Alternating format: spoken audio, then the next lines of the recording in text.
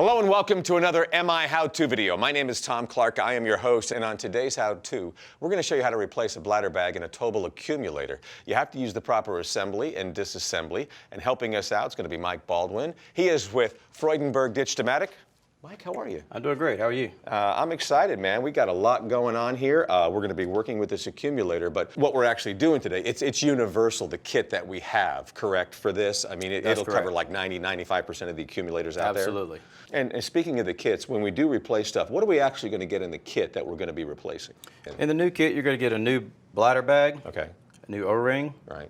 plastic backup ring, a valve core for the gas valve, and a new valve cap. All right. You ready to do this? Absolutely. Let's All jump right, in. let's put on our PPE.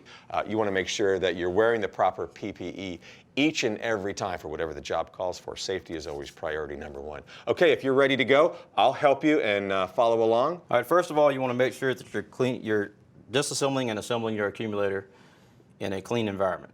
Okay. Dust-free, contaminant-free. You don't want to introduce any type of foreign matter into the accumulator. All right. Secondly, you want to make sure that it's fastened tightly into a stand.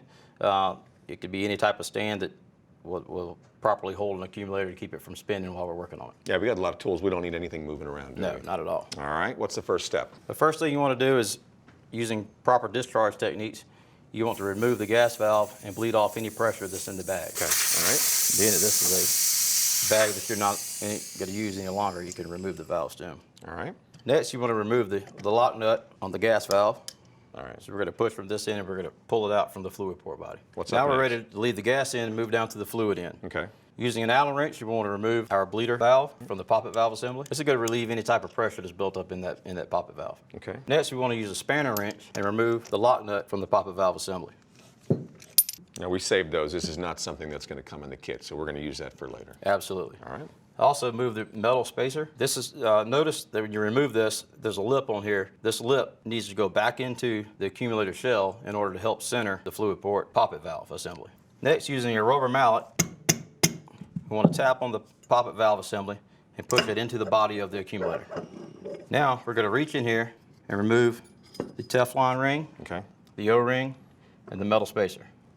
So we can take our metal spacer ring, put it over by the other items that we're going to reuse. Gotcha. Next, you're going to take the anti-extrusion ring, slide it off of the poppet valve assembly. We're going to remove this and we're going to inspect this for any type of damage. This is a non-wear item, so 9 times out of 10 it's going to be in good condition and you can reuse it. But now we've taken everything off the bottom right here. These are the rings. On the inside, you can see right here, that's what the extrusion ring is what we pulled out. And so the next thing you're going to see, we're going to pull this mechanism right here. That's going to have the spring on it and pull that out. That's going to allow us to actually pull the bladder through here. Yeah, that mechanism is the poppet valve assembly. So now we're going to reach in, remove the poppet valve assembly from the body, set it over to the side. Now it's time to move on to removing the bladder bag. All right. Which can sometimes be very difficult. Well, I understand we're going to need this animal right here. Right. So how are we going to actually get that out now? So what we're going to do is reach in here, push on the gas valve from the gas in, and just try to grasp it the best you can. Okay. This one came out pretty easy. We're lucky on this one. Okay.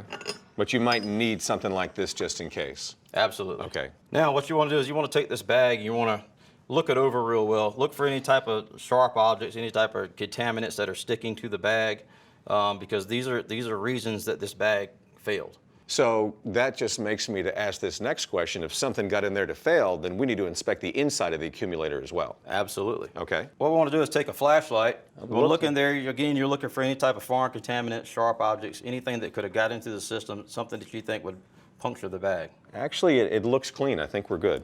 Okay, and we want to wipe it out on the inside and get rid of all that before we put the new bag in. Exactly. Okay, all right. So now we're ready to put a new bag in. So what we're going to do is take the system fluid. We're going to spray this bag down. Also, we want to spray the inside of the accumulator shell with the system fluid as well. All right. All right, Tom, I'm going to let you collapse this bag. Okay. I'm going to slide the lock nut over the pull rod and insert it from the gas end. Tom, when you get that done, just thread it to this pull rod.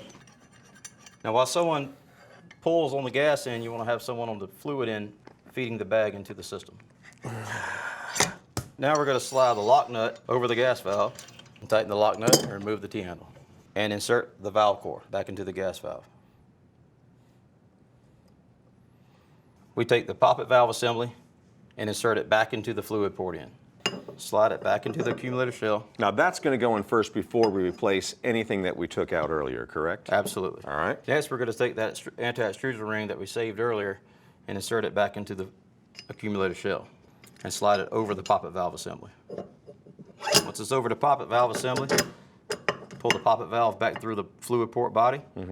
And now's a good time to put about 5 to 10 psi of dry nitrogen in the bladder bag, and that helps seat the poppet valve in the proper position. So next we're going to put our metal washer that we saved from earlier. Okay. I want to take a screwdriver or something blunt, push this until it bottoms out against the fluid port assembly. Next, we take our new O-ring provided in the kit, slide it over the poppet valve assembly.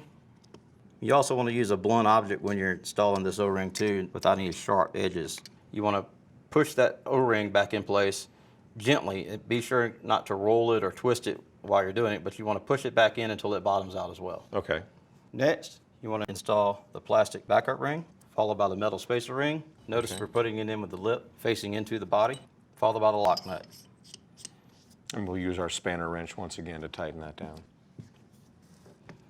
Once that's complete, take your bleed off screw and insert it back into your poppet valve. All right. What happens next? Yeah, so it depends on what you're going to do. If you're going to, give it back to the customer and they put it on the shelf, they want to charge it to around 25 psi of dry nitrogen. Okay. And in order to keep everything in optimal condition, while it's sitting on the shelf. If they're going to put it back into the system immediately, then they need to follow the pre-charge instructions. All right. Now, once we charge it, we have our cap. That's going to go on the end as well. Exactly. And then, so we're secure and we're good to go. Exactly. This is the new cap that was provided with the kit, and this goes over the gas valve to protect the valve stem. Awesome. Mike, thank you so much. Thank you. Appreciate it. Mike Baldwin. And so there you go. We did the disassembly and the assembly. And if you have any questions, like he said, call Motion. They'll be able to help you out. As you saw, we had on our PPE. You want to make sure you do that for whatever the job calls for. Wear the proper PPE. Safety is priority number 1. And priority number 2, go to MiHow2.com and you can find more great videos there, great demonstrations like this one with me, Tom Clark, as your host. Hey, thanks so much for watching.